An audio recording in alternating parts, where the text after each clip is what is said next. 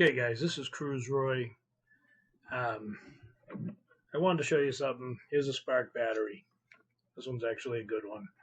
All right, and here's the EV2300. But while you're working on these, I've been just using the TRB2300 to repair some batteries and build new ones. Um, but if you ever had a battery, let me start up TRB, and it's from patboone.lab. I'll put some links in the video. Let me fire it up here first. All right, I just want to put it in a way. I've already plugged the Spark battery in, but what I want to do is open up the BK Tools. All right, now this is TRB2300. It's enabled read right now, so it's actually going through the battery. It is kind of a little bit out of balance, but this was a battery I repaired, and it's going to take a few flights to get it back calibrated. You can also calibrate using this software, but let's read the registers. As you can see, everything is normal. I'm actually drawing from it so you can see the discharge running, because just being plugged in, it's drawing milliamps, tiny milliamps. But like I said, there's nothing really wrong with this battery. Everything passes fine. What I wanted to show you what to do is you can shut the read off, the enable reading. Let's unseal the battery first. There's a mode that I haven't been using, but I've been trying to learn about it. Now see, this pack is unsealed. It's a DJI battery. It's this 1480 Spark. But you open up the BK Tools, which is this button here. I already have it open over here. What I'm going to do, you can read your data flash. That's one of the things you can do. I don't know if I showed that in another video, but you can read the data flash. And what the data flash is for, let's say I took this Spark battery and I decided to, put a lot bigger battery, extra lipos, change the size. Most of that's done within the gas gauging template here.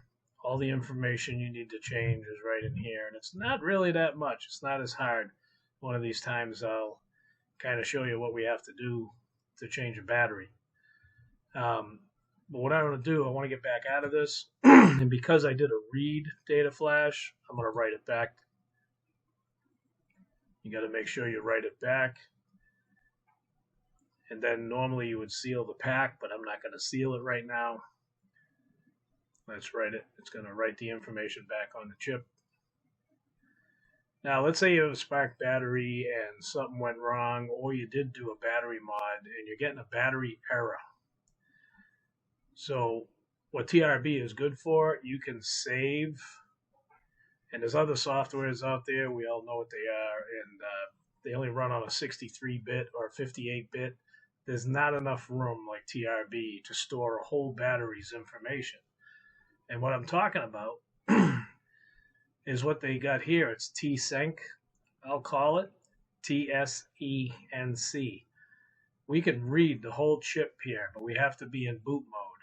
And also what you want to do, if I don't do it, if I go to hit the boot mode, it's going to go into boot mode. It said okay. But how do you know it's in boot mode? You come over here. Let's do a read real quick. And as the read goes by, see it's in boot mode. But let's shut the read back off. We don't want that data flying around. So we're in boot mode now. See, nice and simple, just like unsealing a pack. What I'm going to try to do is read this TSync. We'll call it TSENC. But it's going to have an error. It says battery condition is not set. Set the battery condition in BK Tools, battery information. So I was like, what the hell is this? But let's hit OK. What it is over here. This is a good battery. You got good, bad, repaired, and damaged. And this is where it says battery information. So this is the information of this battery. This is a good battery. It's not a repaired battery. It's not a damaged battery. It's a good battery. So let me click on good. And now I'm going to read the chip while I'm in boot mode. It's actually telling me it wants to save it somewhere, but I did make a file here. Desktop, good Spark battery backup. I made a folder on my desktop, good Spark battery backup. I'm going to hit save. What you're going to do is let it do its thing. What it's doing is it's going to read all the information off of this battery, and it's going to save it for you. It's backing it all up, even if you change stuff or whatever. But it's right in the whole backed up file of the chip.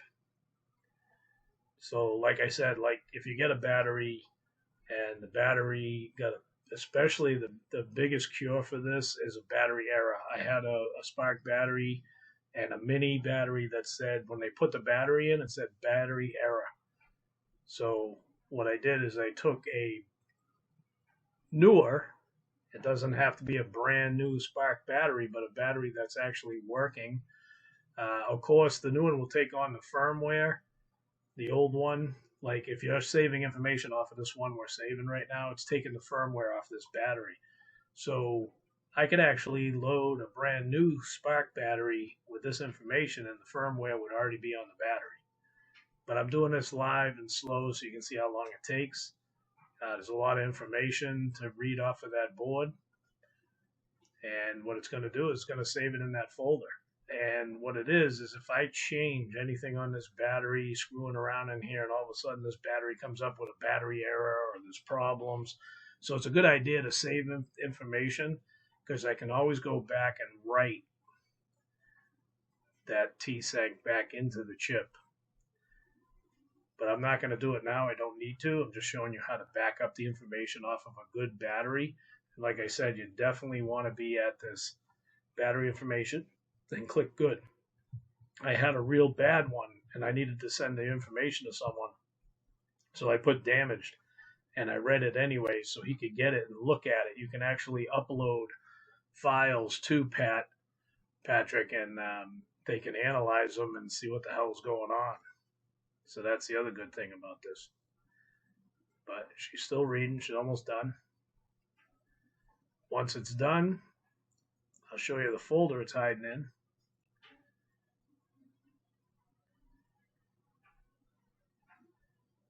All right, seems to be done. But anyways, if you notice, everything's gone blank over here because you're in boot mode, so nothing reads properly.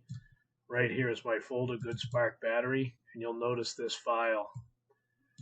All right, it's a TSync file. This is all the information off of that battery stored in this little digital file. So let's get back to this.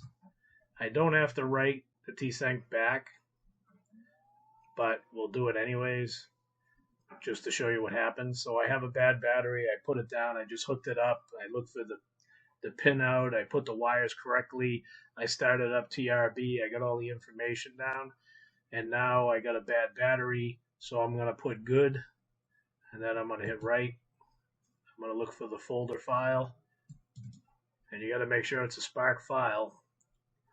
Don't be putting an Inspire or a mini file in there. But now it's going to read everything back to the chip.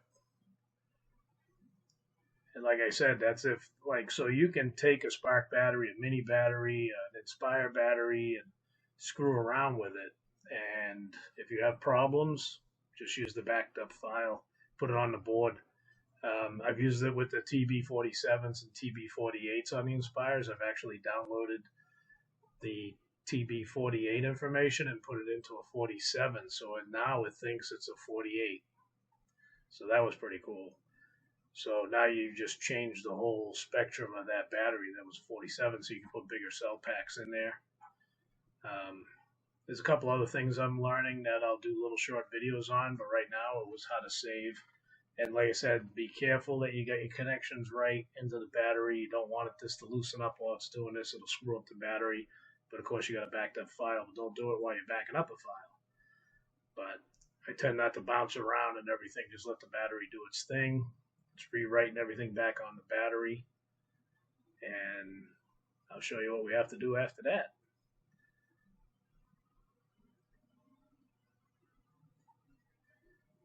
So I'll leave some information for the TRB2300, the Pat Bloom Lab. He's actually combined himself or partnered up with hackdrones.com. So if you need your drone hacked, that's a place to go. If you want to tinker around with parameters and speed and all that type of stuff, you can do that as well.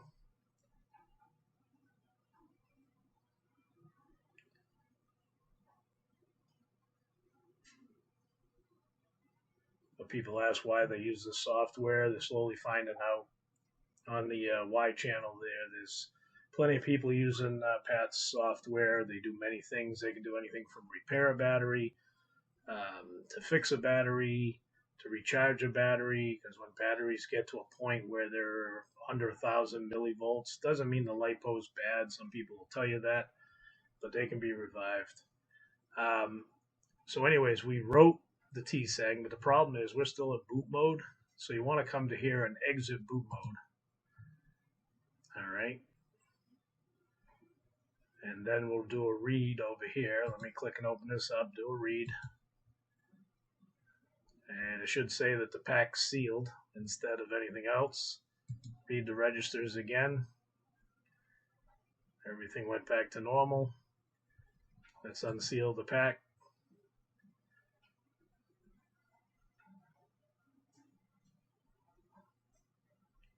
It's unsealed. It's reading fast. Patrick's changed the algorithm. It reads pretty fast now, so it's hard to see it actually reading. But anyways, let me seal the pack. All right, this pack's back to brand new. And this is Cruz Roy, and I hope this helped you out with Spark Battery, EV2300, TRB2300, and how to back up your data. I'm out of here.